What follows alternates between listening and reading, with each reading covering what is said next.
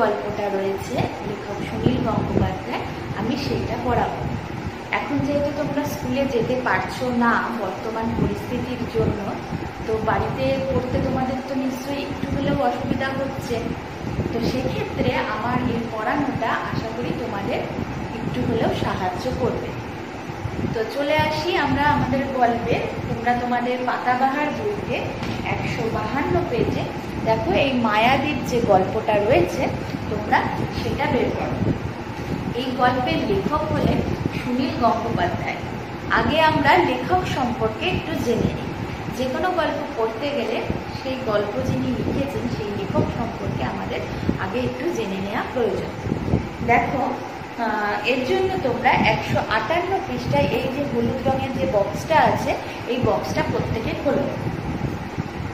দেখো, ওনার জন্ম হচ্ছে 1934 সালে আর মৃত্যু 2012 সালে। তাহলে খুব বেশি দিনও হয়নি যে আমরা তাকে হারিয়েছি। তাহলে এই গল্পের যিনি লেখক সুনীল গঙ্গোপাধ্যায়, তিনি সাহিত্য জগতের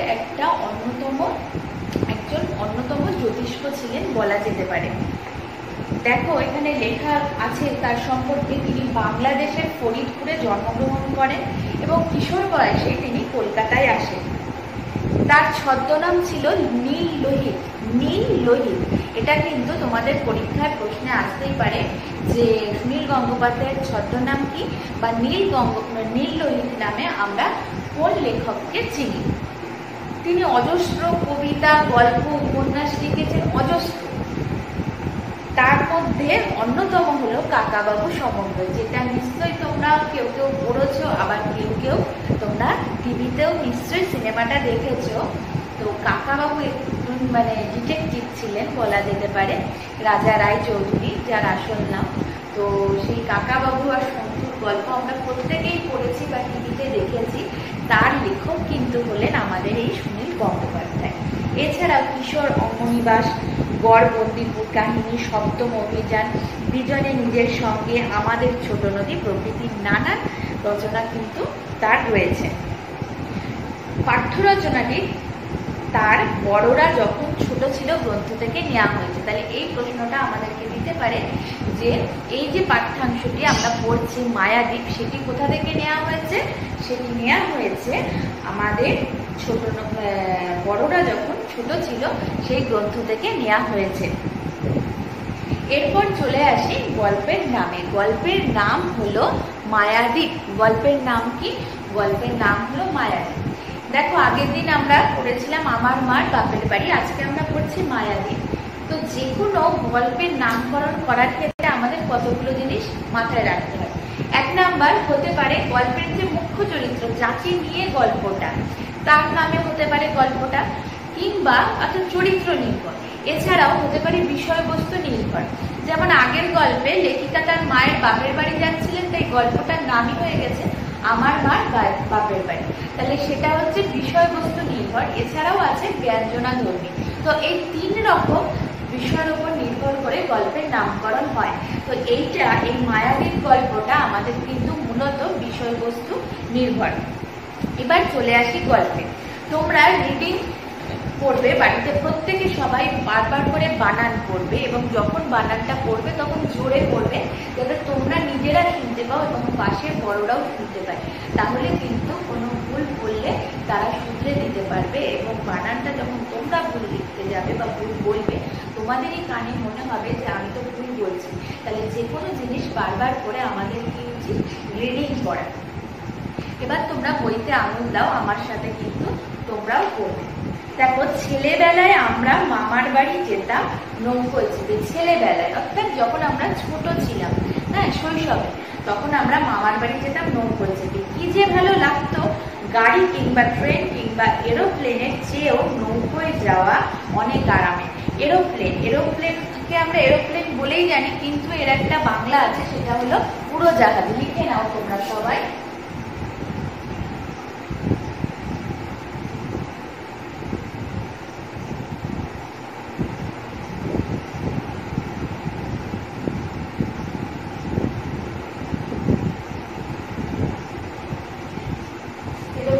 বাংলা তাহলে কি?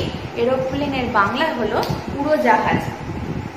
এরোপ্লেনের চেয়েও নৌকো যাওয়া অনেক আরামের। জলের শব্দ শুনতে শুনতে ঘুম ঘুম ভাব আসে, তাতে অনেক স্বপ্ন দেখা যায়।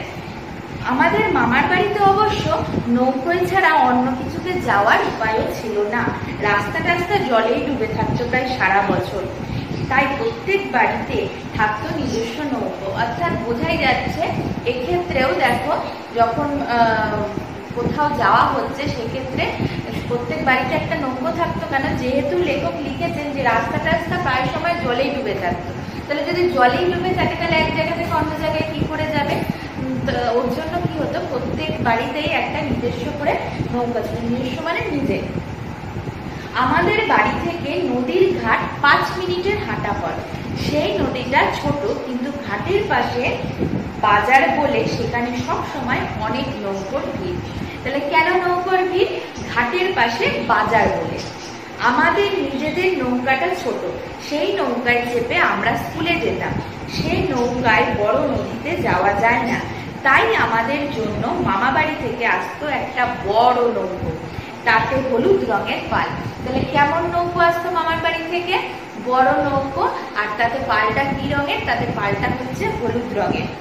সেই নৌকার 3 জন মাঝির মধ্যে হেড মাঝির নাম নাদের আলী। হেড মাঝির নাম তাহলে কি? হেড মাঝির নাম নাদের আলী। সে কত রকমের গল্প শোনাতো আমাদের। তাহলে দেখো, হেড মাঝি মানে হচ্ছে প্রধান। আমরা হেড মানে কি জানি? মাথা।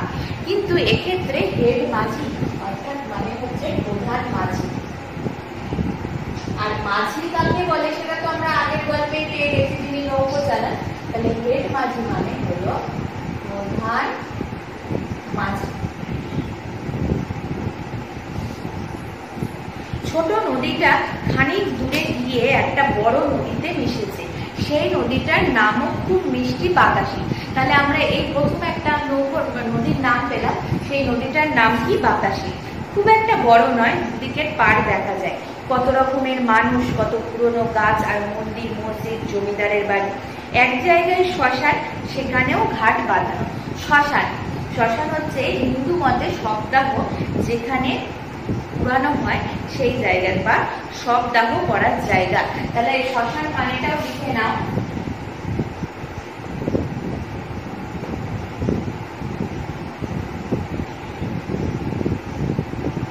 হিন্দু মতে শবদাহ করার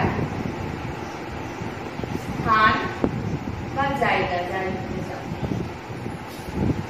এরপর দেখো, এই বাতাসি নদী আবার খানিকটা পরে আরো একটা বড় নদীতে এসে পড়েছে। তাহলে বাতাসি নদীর থেকেও কিন্তু এই নদীটা বড়। আরো একটা বড় নদীতে এসে পড়েছে, সেই নদীর নাম পিংলা। তাহলে আমরা আরেকটা নদীর নাম পেলাম, সেটা হলো পিংলা। কতক্ষণে পিংলা নদী আসবে তার জন্য আমরা অধীর আগ্রহে প্রতীক্ষা করতাম। অধীর মানে হচ্ছে অস্থির। অধীর মানে হলো অস্থির বা ব্যাকুল, ব্যাকুল হয়। এরপরে দেখো আগ্রহ। আগ্রহ মানে হলো কৌতূহল।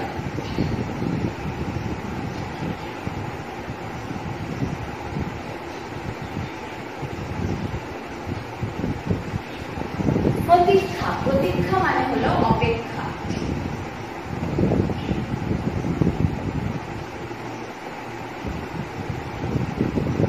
তোমরা কিন্তু প্রত্যেকে এই মানেগুলো লিখে নাও। তার কারণ হচ্ছে এরপরে অনুশীলনী করতে গিয়ে তোমাদের সমার্থক শব্দ বা শব্দার্থ লিখতে গিয়ে এগুলো কিন্তু কাজে আসবে।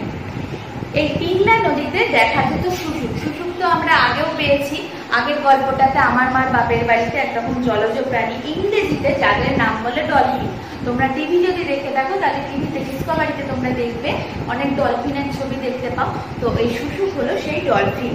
হঠাৎ হঠাৎ হুশ করে মাথা তুলেই আবার জলে ডুবে যায়, অনেকটা যেন মানুষের মতো। খুব ছোটবেলায় আমার মনে হতো জলের নিচে নিশ্চয়ই অনেক মানুষ আছে। একটু বড় হয়ে শুশুক চিনতে শিখেছি। আমরা চোখ বড় করে তাকিয়ে থাকি নদীর দিকে, কখন শুশুক দেখা যাবে। দেখলেই চেঁচিয়ে উঠি, কে কটা দেখলাম তাই বলি। এই নিয়ে প্রতিযোগিতা হতো। প্রতিযোগিতা এটা একটা এই বাংলা কথার ইংলিশটা আমরা খুবই শুনে থাকবো কম্পিটিশন। তোমাদের ক্রীড়া প্রতিযোগিতা হয় না, বার্ষিক ক্রীড়া প্রতিযোগিতা, তো প্রতিযোগিতা মানে হলো কম্পিটিশন। প্রত্যেকবারই জিতে যেত আমার ছোট কাকা, অর্থাৎ লেখকের যিনি ছোট কাকা তিনি প্রত্যেকবারই জিতে যেতেন। আমি 5টা শুশুক দেখলে ছোট কাকা দেখতো 11টা, কিন্তু ছোট কাকার কথায় আমাদের সবসময় সন্দেহ থেকে যেত।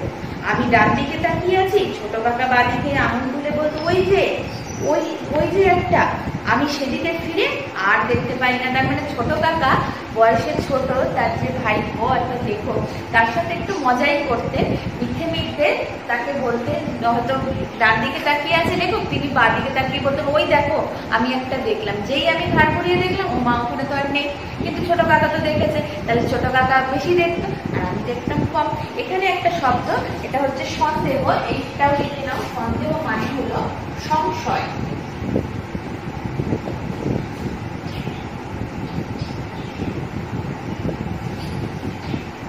আশা করি তোমরা এই মানেগুলো শব্দার্থগুলো লিখে নিয়েছো, ঠিক আছে। এবার পরের পৃষ্ঠায় আমরা চলে আসি। সবচেয়ে কম দেখতে পান মা। আমরা চেঁচিয়ে উঠলেই মা বলেন কই রে, যা চশমাটা কোথায় গেল। মা চশমা পরা পর্যন্ত কি শুশুকরা জলের ওপর মাথা তুলে বসে থাকবে? সেবারে মা কোনো ক্রমে দেখতে পেলেন একটা মাত্র, অর্থাৎ মা যিনি চশমা খুব প্রয়োজনে পড়ে, বাকি সময়টা চশমাটা খুলেই রাখে, যার জন্য যখন শুশুকটা উঠছে, শুশুক তো উঠে এবার মাথাটা নামিয়ে দেয়। মা যতক্ষণে দেখাচ্ছে শুশুক ততক্ষণে ডুবে যাচ্ছে। পিংলা নদী দিয়ে 1 ঘন্টা নৌকো বেয়ে যাওয়ার পরে দেখা যেত একটা দ্বীপ। এই শব্দটা তোমাদের কাছে কিছুটা হলেও নতুন। দয়দীর্ঘী পদ্বীপ, দ্বীপ মানে হলো প্রদীপ, কিন্তু দয়দীর্ঘী পদ্বীপ মানে হচ্ছে যার চারিদিকে জল বেষ্টিত মাঝখানে স্থল। অর্থাৎ তোমরা যদি কখনো গঙ্গায় যাও দেখবে মাঝখানে একটা চর ভেসে রয়েছে যেখানে অনেক গাছ, কিন্তু তার চারিদিকে জল। অর্থাৎ দ্বীপ হচ্ছে চারিদিকে জলবেষ্টিত যে স্থলভাগ, তাকেই বলা হয় দ্বীপ। নদীর মধ্যেও যে দ্বীপ থাকে তা অনেকেই জানে না। এখানে নদী দুভাগ হয়ে গেছে, দ্বীপের দুপাশ দিয়ে বয়ে চলেছে। সেই দ্বীপে কোনো বাড়িঘর নেই, তবে অনেক গাছ আছে, খুব বড় গাছ নয়, ছোপের মতো। একটা শুধু বড় শিমুল গাছ অনেক দূর থেকে দেখা যায়। তাহলে একটাই গাছ রয়েছে, সেটার নাম কি? শিমুল গাছ। আমি নাদের আলীকে জিজ্ঞেস করছিলাম, নাদের দাদা ওই দ্বীপটার নাম কি? নাদের আলীর মাথায় ঝাঁকড়া ঝাঁকড়া চুল, গালে কাঁচা পাকা দাড়ি। প্রশ্ন আসতে পারে নাদের আলীর বর্ণনা দাও, তখন তোমরা কি লিখবে? মাথায় ঝাঁকড়া ঝাঁকড়া চুল আর গালে কাঁচা পাকা দাড়ি। সবসময় তার ঠোঁটে হাসি লেগে থাকতো। সে বলল, এমনিতে তো কিছু নাম নাই, তবে আমরা বলি মায়াদ্বীপ। তাহলে কি নাম দ্বীপটার? মায়াদ্বীপ। ছোট কাকা বলল, ভালো নাম দিয়েছো, মায়াদ্বীপই বটে, মাঝে মধ্যে অদৃশ্য হয়ে যায়। অদৃশ্য মানে উধাও বা যা দেখা যায় না। যা দেখা যায় না, যা দেখা যায় না। এরপর দেখো, সেই কথা শুনে আমার প্রথম মনে হলো দ্বীপটা কি আকাশে উড়ে যায় নাকি? তা অবশ্য নয়। যে বছর খুব বৃষ্টি কিংবা বন্যা হয় সে বছর দ্বীপটা চলে যায় জলের তলায়। আমি জিজ্ঞাসা করলাম, জলে ডুবে যায়? এত যে গাছ রয়েছে সেগুলোর কি হয়? নাদের আলী বলল, এইসব গাছ পানির মধ্যেও অনেক দিন বেঁচে থাকে।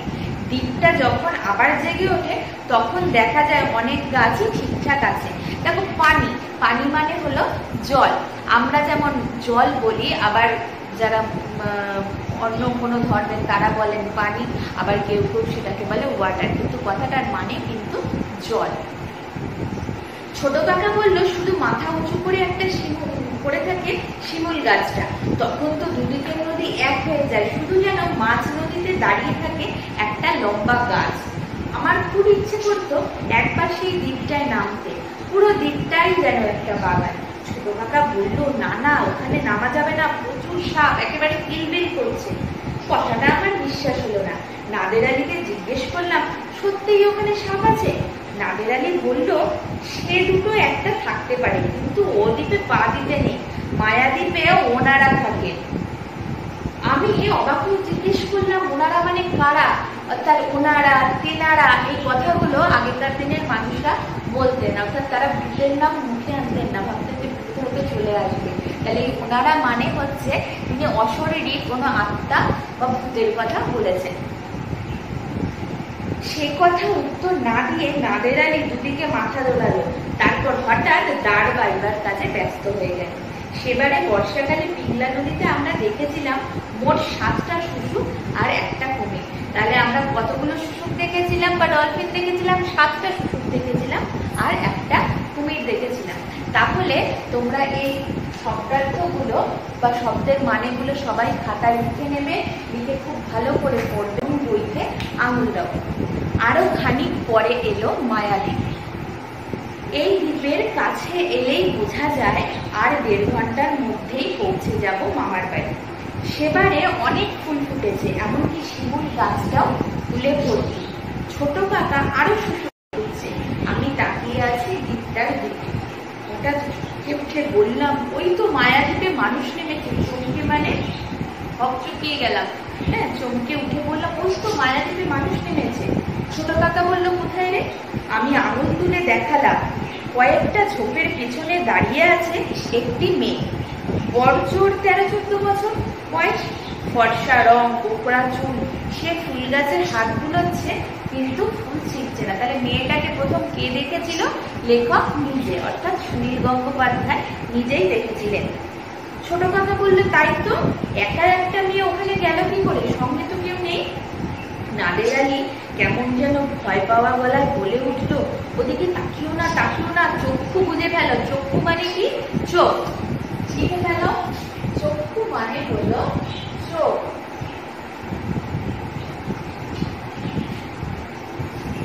নাদের আলী কি করলেন? চোখ বুঝে ফেললেন। আর বুঝে ফেলা মানে বন্ধ করে ফেলা, চোখ বন্ধ করে ফেলা। আমি জিজ্ঞেস করলাম, কেন? ওদিকে দেখবো না কেন? নাদের আলী নিজে চোখ বুঝিয়ে বলল, ওনাদের দেখতে নেই। অর্থাৎ তুমি প্রথমে কি বলেছিলেন? ওনাদের বলতে বোঝাচ্ছে কি? ওনাদের বলতে কোনো অশরীরী আত্মাকে তিনি বুঝিয়েছেন, অর্থাৎ বলছেন যে ওনাদেরকে দেখতে নেই। অন্য দুজন মাঝে চোখ বুঝে ফেলেছে। ছোট কথা বলল, বুঝেছি, মারমেড, জলকন্যা। দেখছিস না ওর মেয়েটার কোমরের দিকটা দেখা যাচ্ছে না? অর্থাৎ মারমেড বা জলকন্যা এইগুলো আমরা কিন্তু ওই ঠাকুরমার ঝুলি বা ওই ধরনের রূপকথার গল্পগুলোতে পাই, যার নিচের পোর্শনটা দেখবে মাছের মতো। হ্যাঁ, মৎস্যকন্যাও বলে, জলকন্যা বা মৎস্যকন্যা। ওপরটা পুরো মানুষের মতো আর নিচের পোর্শনটা হচ্ছে মাছের মতো। তাকে কি বলেছে ছোট কাকা? মারমেড বা জলকন্যা। আমি জিজ্ঞেস করলাম, মারমেডদের দেখলে কি হয়? ছোট কাকা বলল, আমাদের কিচ্ছু হবে না, ওদের কষ্ট হয়, মানুষের দৃষ্টি ওরা সহ্য করতে পারে না। মা বলল, তোরা কি দেখছিস? কই, আমি তো কিছু দেখতে পাচ্ছি না। যাক, চশমাটা কোথায় গেল? অর্থাৎ গল্পে আমরা লেখকের মায়ের সম্পর্কে কি জেনেছি? যে তিনি খুব প্রয়োজনে যখন কিছু দেখার হয় তখন চশমাটা পরেন, আর সেই প্রয়োজনের সময় তিনি চশমাটাই খুঁজে পান না। মা সবসময় চশমা পরে থাকেন না, আর দরকারের সময় চশমা খুঁজে পান না। চোখ বোঝা অবস্থাতে মাঝিরা জোরে জোরে চালিয়ে দিকটি পার হয়ে গেল। নাদের আলী আবার চোখ খোলার পর আমি জিজ্ঞেস করলাম, নাদের দা, ওই মেয়েটা কি সত্যিই জলকন্যা? তুমি আগেও দেখেছো? নাদের আলী বলল, আমি তো কখনো দেখি নাই। আমি বললাম, এই যে একটু আগে দেখলে। পরের পৃষ্ঠায় চলে যাও। নাদের আলী দুদিকে মাথা দুলিয়ে বলল, না তো, আমি কিছু দেখি নাই। মামা বাড়িতে পৌঁছেই আমি রাঙামাসিকে বললাম, জানো আজ কি হয়েছে? আমরা মারমেড দেখেছি, জলকন্যা। রাঙামাসি বললেন, আবার বল থাকতে শুরু করেছিস? এই নীলুটাকে নিয়ে না আর পারা যায় না। নীলু, তাহলে এই কিন্তু প্রথম আমরা লেখকের একটা গল্পের নামের উল্লেখ পেলাম, নীলু। নীলু হচ্ছে সুনীল গঙ্গোপাধ্যায়, সুনীল থেকে নীলু। তাহলে লেখক নিজে, লেখকের ডাক নামটা কি? নীলু। রাঙামাসি বা রাঙামাসিটাকে কি বলে ডাকতেন? নীলু বলে ডাকতেন। আচ্ছা, এখানে একটা কথা হচ্ছে গুল ছাড়া। এই কথাটা মানে হচ্ছে মিথ্যে বলা।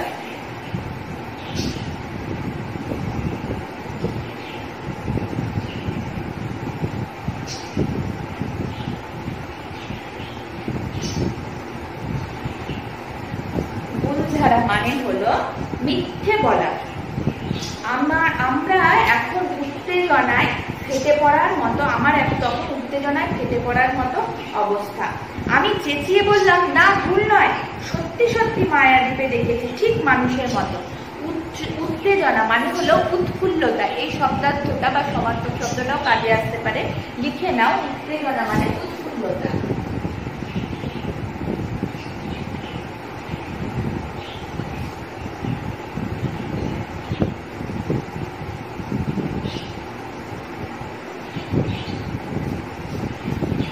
রাঙামাসি বললেন, মায়াদ্বীপ আবার কি? ওই দ্বীপ নদীর মধ্যে বানভাসী দ্বীপটা, অর্থাৎ বান বা প্লাবনের সময় বা বন্যার সময় যে ভেসে যায় সেই দ্বীপটা। ওখানে কোনো মানুষ যায় না, কখন ডুবে যাবে তার ঠিক নেই। আমি বললাম, মানুষ নয়, জলকন্যা, অর্ধেকটা মানুষের মতো। তুমি ছোট কাকাকে জিজ্ঞেস করো। ছোট কাকা যে এমন বিশ্বাসঘাতক তা আমি জানতাম না। বিশ্বাসঘাতক মানে যাকে বিশ্বাস করা যায় না।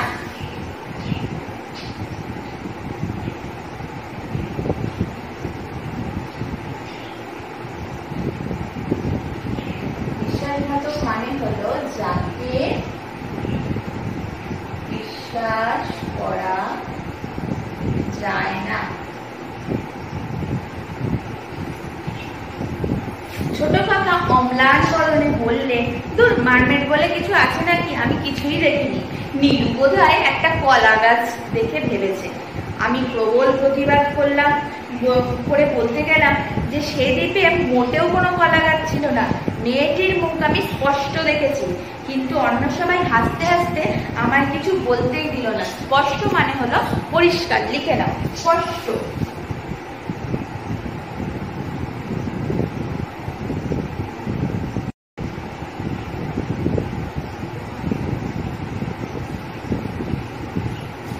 আমার আজও দৃঢ় বিশ্বাস আমি একটি জলকন্যাকেই দেখেছি। সে একবার আমাদের দিকে তাকিয়েছিল, হীরের মতন জল জল তার চোখ। ওরকম চোখ মানুষের দেখা যায় না। শুনেছি এখন দ্বীপে একেবারেই জলের তলায় চলে গেছে। বর্তমানে দ্বীপের অবস্থা কেমন? বর্তমানে দ্বীপটি আর নেই, সেটি জলের তলায় চলে গেছে। এমনকি শিমুল গাছটাও আর নেই। সেই যে শিমুল গাছটা যেটা শুধু মাথা তুলে থাকতো, সেই গাছটাও কিন্তু আর দেখা যায় না। তাহলে আজকে আমরা গল্পের বাকি অংশটুকু করলাম, আমাদের গল্পটা সম্পূর্ণ হলো। তাহলে আমরা একটু কয়েকটা প্রশ্ন নিজেদের মধ্যে আলোচনা করে নিই। গল্পের লেখকের নাম কি? সুনীল গঙ্গোপাধ্যায়। আচ্ছা, লেখকের ছদ্মনাম কি? লেখকের ছদ্মনাম হলো নীললোহিত। আচ্ছা, গল্পটা কি নির্ভর, গল্পের নামকরণটা কি হিসেবে হয়েছে? গল্পের নামকরণটা হয়েছে বিষয়বস্তু নির্ভর, অর্থাৎ একটি মায়াদ্বীপকে কেন্দ্র করে গল্পটা রচনা করা হয়েছে। গল্পে লেখকের আমরা কি ডাকনাম পেয়েছি? গল্পে লেখকের ডাকনাম হলো নীলু। আর কি পেয়েছি? যে লেখক কার কার সঙ্গে যাচ্ছিলেন মামার বাড়ি? লেখকের ছোট কাকা আর মায়ের সঙ্গে যাচ্ছিলেন মামার বাড়ি। এরপর দেখো, মামা বাড়ির একটা নৌকোর বর্ণনা পেয়েছি। সেই নৌকোটা মামার বাড়ি থেকে আসতো। কেমন নৌকোটা? নৌকোটা অনেক বড়, আর সেখানে হলুদ রঙের পাল রয়েছে। দুটো নদীর নাম পেয়েছি। কি কি নদীর নাম? বাতাসি নদী এবং পিংলা নদী। কি কি নদী? বাতাসি নদী, পিংলা নদী। বাতাসি নদীর থেকেও পিংলা নদী বড়, ঠিক আছে। এরপর দেখো, আরেকটা আমরা জানতে পারলাম, শুশুক। শুশুককে আমরা কি বলে জানি? ডলফিন। লেখকের মায়ের চরিত্রটা কেমন? লেখকের মায়ের চরিত্রটা হচ্ছে তিনি প্রয়োজনের সময় চশমা কিন্তু খুঁজে পান না। আর লেখকের কাকা কেমন? লেখকের কাকা তিনি তার ছোট ভাইপোর সাথে একটু খুনসুটি মজা এসব করতেন, এবং তারা কিভাবে আনন্দ করতে করতে যেতেন, তারা শুশুক ইত্যাদি ঘুরতে যেতেন, এবং চারিদিকের যে মনোরম পরিবেশ সেটা দেখতে দেখতে যেতেন। তাই তাদের কাছে অন্য কোনো যানবাহনে যাওয়ার থেকে তাদের কাছে নৌকোয় যাওয়াটাই অনেক বেশি আরামদায়ক। আচ্ছা, এরপর আমরা তিনজন মাঝির কথা পেয়েছি। তার মধ্যে হেড মাঝির নাম কি? তার মধ্যে হেড বা প্রধান মাঝির নাম হলো নাদের আলী।